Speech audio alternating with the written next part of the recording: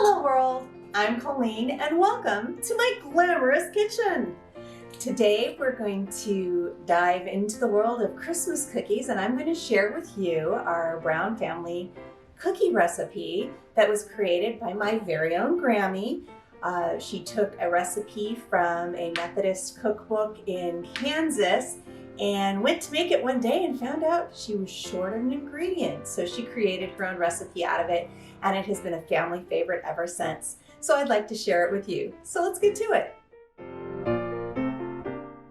Okay, the ingredients for these sugar cookies are actually fairly standard for most sugar cookies.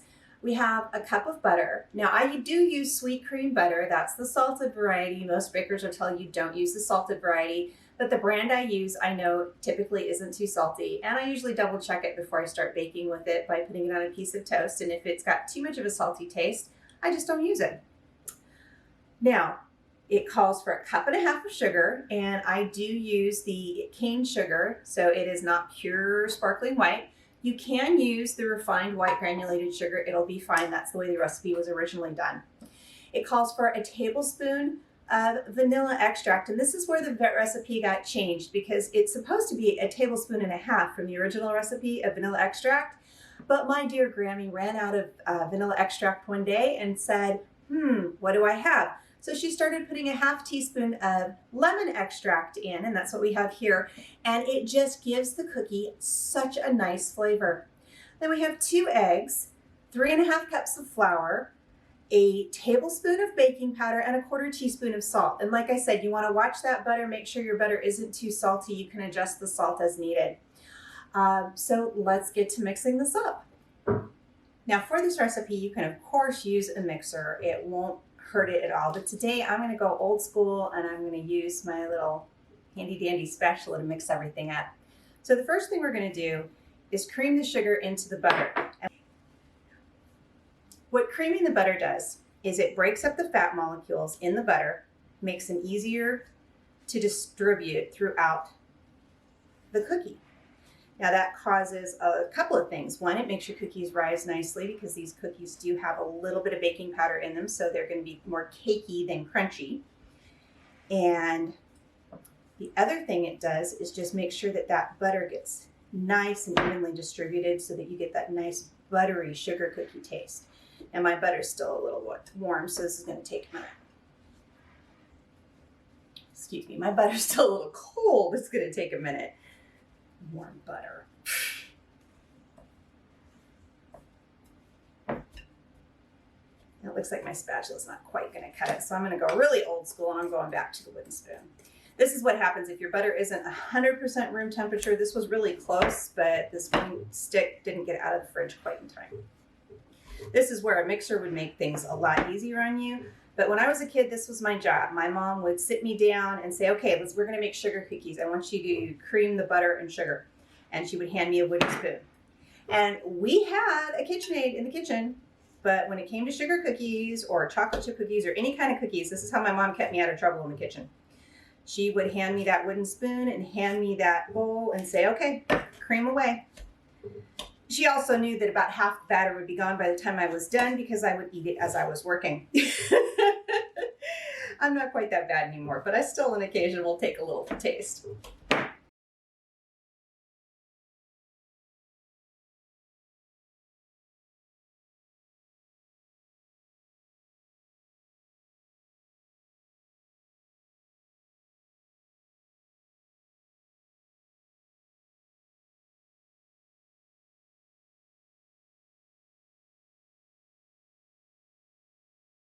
And if I didn't have this just right, my mom would say, go back and cream it some more. It's not ready for the next step. And I'm sure there's a food scientist out there somewhere, Alton Brown will come for me and say, well, this is why you cream it, because I'm sure I got something wrong. But that's okay. This is the way I do it. One more little spot here. Okay. So as you can see, let's see here. Yeah, there we go. So we're all nice. Let that focus a minute. We're all nice and even. Looks like a little sugar dough. Okay, now what we're going to do is we're going to add in our flavorings and our eggs. So in goes the vanilla, in in goes that lemon. That's very important, that lemon. Get all that vanilla in there. That lemon is super important. So now we're gonna crack our egg. Just very carefully make sure you don't get any shells in it. You could do it in a bowl ahead of time if you want to make sure you don't get any shells in it, but if you're really careful, you should be okay. And I was today. Paper towels here so I can clean my hands.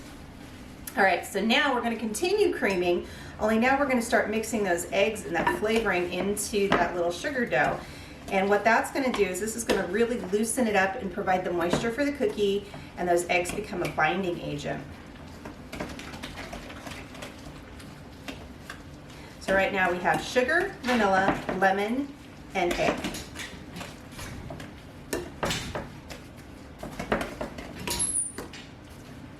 Okay, so now we're going to really start beating this up. This is where a mixer comes in really handy because you get it really smooth really fast. But like I said, we are going old school, and you're going to hear the dog door in the background because my dog has to run in and out. This is my actual kitchen. It's not a set or anything. Hello, Nova. You want to say hello to everybody? No? Okay. If you want to see Nova, she's over on my TikTok.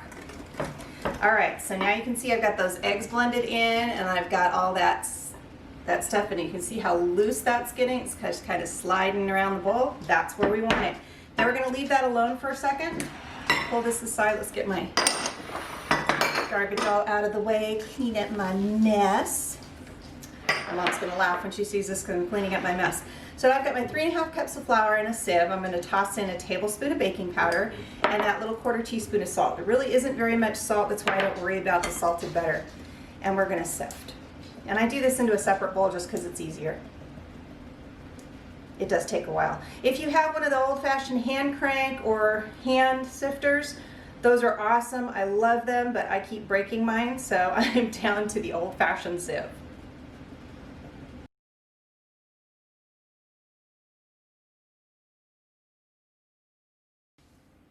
Isn't that pretty? It looks like snow. It's snowing.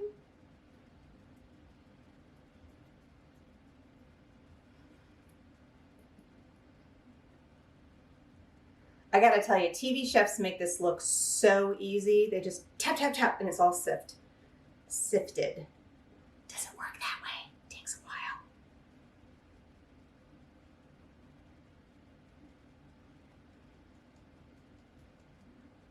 That or they have somebody else doing this for them. I don't know. I think they speed up the film. That's what I'm gonna do so you can see some of this pretty quick. Nova! My goodness.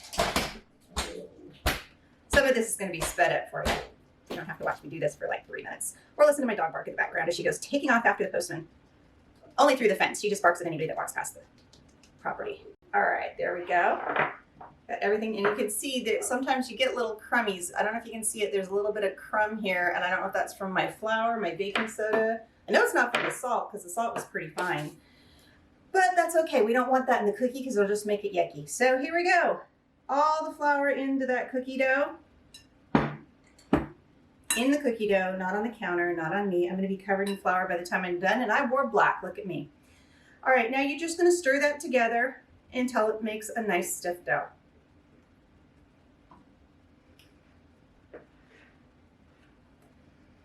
Now, if for some reason your eggs or your butter didn't quite have enough moisture, or your flour is extra dry, or whatever, you can, if necessary, add a little bit of milk just to make this a nice soft dough, because you want it to be all together. But you don't want to overwork it or you're going to end up with really tough cookies. Now I'm making a mess. I always make a mess when I cook. Ask my mom. She'll tell you. But right now I've got it mostly there. Yeah. You can see it's not quite in a ball yet. Now if I were using my mixer, this probably would be a lot more mixed in and hydrating that flour, but I'm looking at it, and from my own experience, I don't need to add any moisture to this at all. It's going to be just fine. So now what I'm going to do is I'm going to step over here and I'm going to get my plastic wrap out. Not sponsored, just happen to have Reynolds wrap. And I'm going to take and I'm going to lay out a couple of pieces. of plastic wrap on my counter. My counter is clean except for where I've splashed flour and such. I'm doing side by side there. I love the little slide cutters on saran wrap. It just makes it so much easier. Give this a little more mix. Make sure I don't have any big dry patches. There's a little bit of a dry patch there. If you do have a dry patch, try folding it in and pushing it into a patch that's a little wetter so that you get all that flour into this cookie, because you're going to want it there, trust me. You don't want your cookie to be too soft, but you don't want it to be too stiff either. So it takes a little bit of practice, but it's a pretty foolproof recipe. Even if you make a tough cookie out of it, it still tastes good.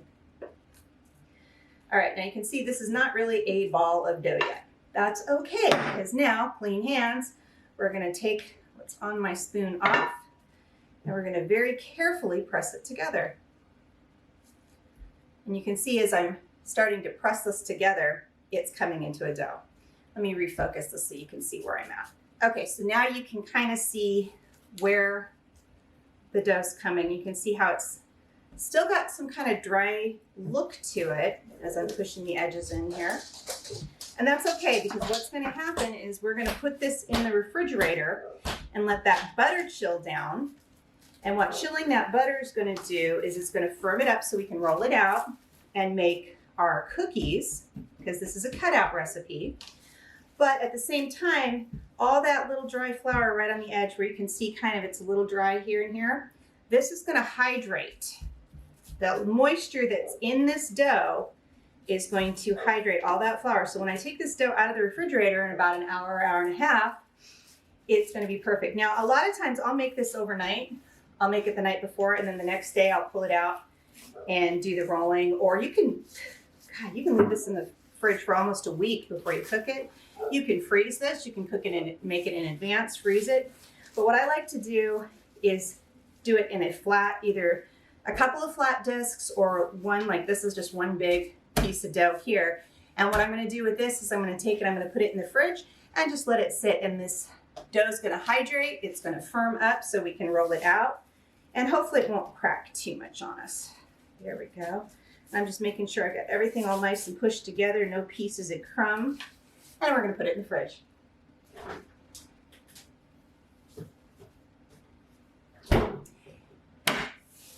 Now, in about an hour, hour and a half, I'm going to come back, clean counter, show you how to roll the cookies.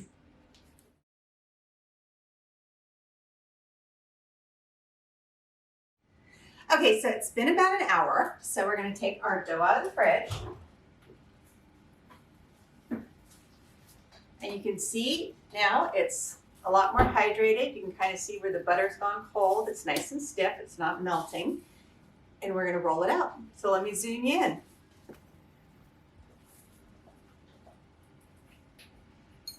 Okay, so I have a little dish of flour. Counter's nice and clean. We're going to now make it messy with a little bit of flour to keep our dough from sticking to the counter. This is the important part. Then we're going to take our large piece of dough, and I'm going to cut this in half because I don't want to work with quite that much dough at once. So I got my little bench scraper here, and I'm just going to cut it in half because it's a huge piece of dough. When I roll it out, it's just going to get bigger. You can see it's a little bit crumbly. That's okay. It just means it's really cold yet. So we're going to let that sit for about 2-3 minutes just to warm up just enough so that as we start rolling it out, it doesn't crack so much. And while it's rolling out, while it's warming up for a minute, I'm going to grab our cookie cutters and we'll get back to it. Okay, now that our dough's kind of warmed up a little bit, and I kind of worked it just a tiny bit to make sure it doesn't crack too badly because it's a little on the dry side. We're going to flour up our rolling pin and just start working that dough out. And I kind of have it in a rectangle now, and that's fine. You can do a rectangle, you can do a circle, whatever you do, that's fine. You're going to roll it out into an even thickness of between 1/8 and 1/4 inch. The thinner you do your cookies, the crisper they're going to be, and the less time they'll take to cook. My personal preference is a little on the thicker side, just shy of 1/4 inch, because I get that nice crispy outside and the chewy inside. And it's not really it's more of a cake. It's like a tea cake. That's the way I look at it. But it just gives you that nice, firm sugar cookie recipe. So you can see just that little bit there. Not too thick, not too thin. Dust the top a little bit. I'm going to make myself a little pile of flour right here, and you'll see why in a second. Our traditional Christmas cookies were always made with these copper cookie cutters, and we would have Santa, a bell, and a star. I still have the Santa and bell. I don't have the star anymore. I wish I did. But these are designed for a slightly thinner cookie than what I've rolled out here, so I'm going to hold off on these. And I have these nice big plastic cookie cutters here that I hold up too high for you to see. And I'm just going to run that around my flour and then start cutting. Now, it's going to do one of two things. The cookie's going to stay on the table or it's going to get stuck in the cutter. Either way, it's okay. If you flour your cutter every time, it should stay on the table without any problem. If not, and it pops out, you're just going to very carefully pull it out and set it on your tray. So I got a couple of stars. Let's move on. I've got a candy cane.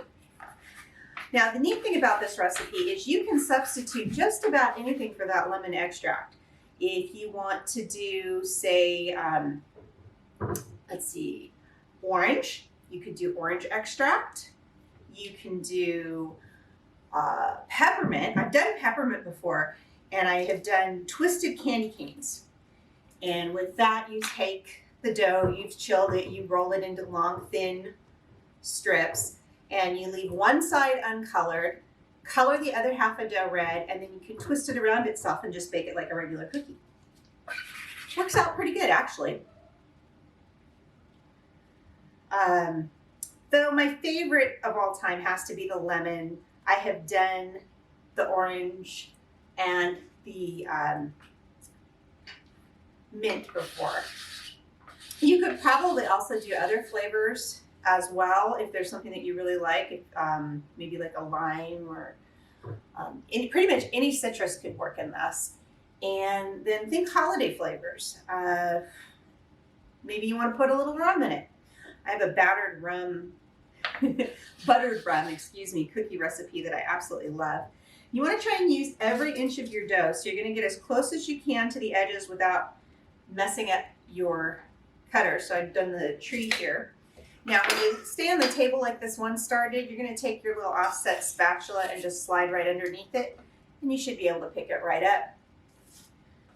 Once you've done that first round, you're going to kind of fold the dough back on itself and just very gently push it back together into a little disc or a ball or a rectangle, whatever, that you can start rolling out again. You can get away with doing this about 2 or 3 times before your cookies might get a little on the tough side, so be careful and try and use as much of the dough as you can. So leave as little space as possible between your cookie cutters. And you can see as I'm rolling it, you can see the little lines and such. That's when you want to start being careful, because that's when things will start cracking on you. So I have this beautiful kind of fluted metal snowflake. We're going to do a couple of those now.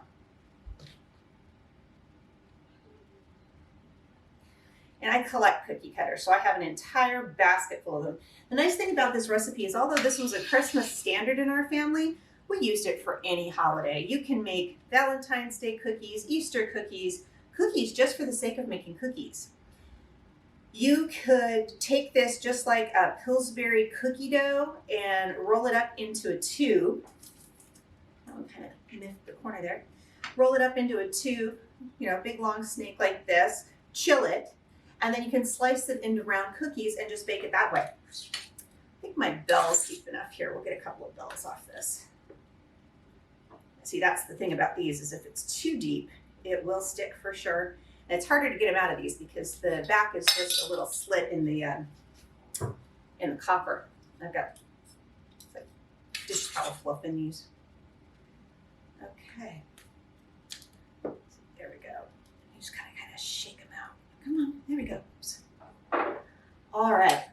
So now I have, hold on a second here, we'll show you.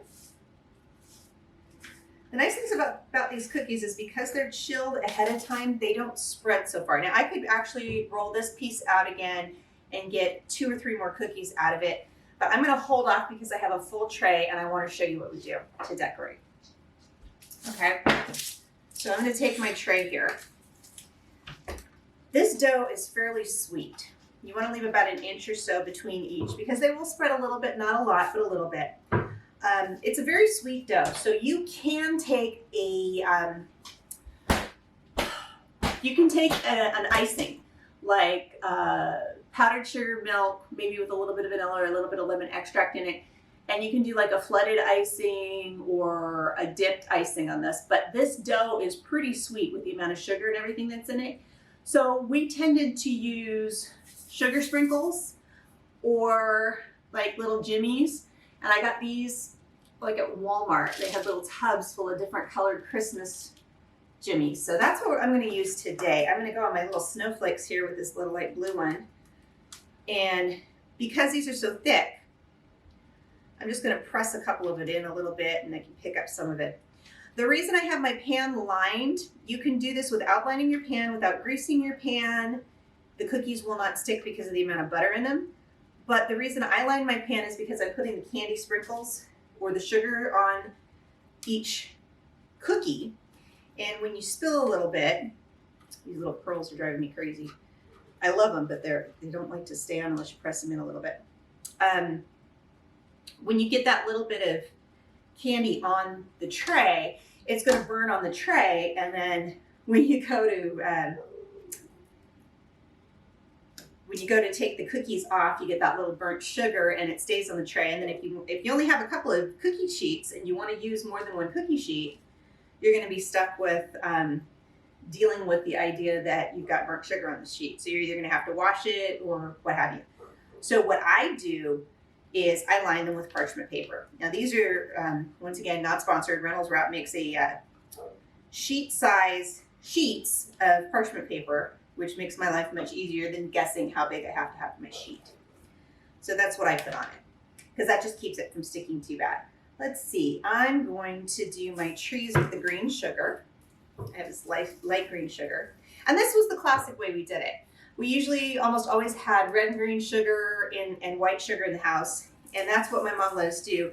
We would dump the sugar on the candy canes and that's what we'd do. So mom always, she kind of got on my case because I was notorious for dumping all the sugar right in the middle.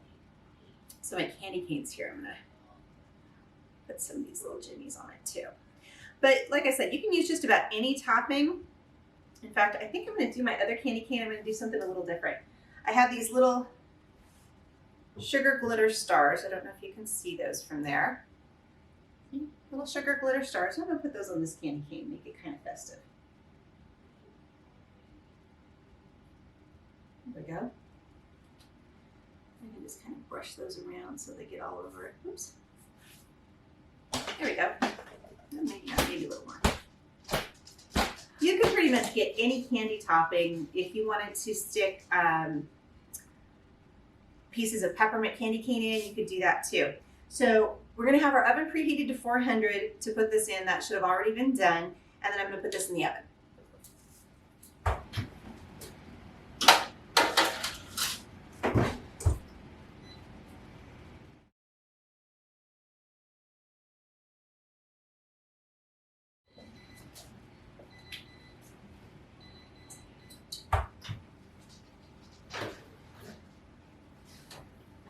All right, so these have been in for about 8 minutes. They need to be in for at least 10. You can see they're just barely starting to cook, okay?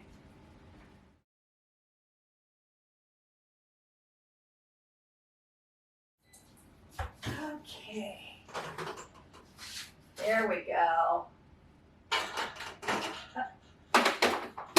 You think those really look good? You can't have any. All right, so, oops, I smushed one. I smushed a star. I guess I'm going to have to eat it. But you can see the little bit of gold on them. That's where we want them. I'm not sure I'm liking these sprinkles, though. Some of them kind of melted on me. That's okay. We're going to take them off of here. And the neat thing about using this parchment paper is you don't necessarily have to use your spatula. Let me move you around so you can see what I'm doing. I don't have to use a spatula to get these off. Watch this. Edges of the paper, being careful not to burn yourself. And just slide them right onto here. And the idea is that they're all supposed to stay on the paper, which they didn't. Yeah, I think I'm going to go back to just using the sugar because the jimmies kind of melted in, so my Christmas trees are kind of Christmas puddles. But, you know, live and learn. These took about 14 minutes because of how thick they are. My next batch probably won't take that long.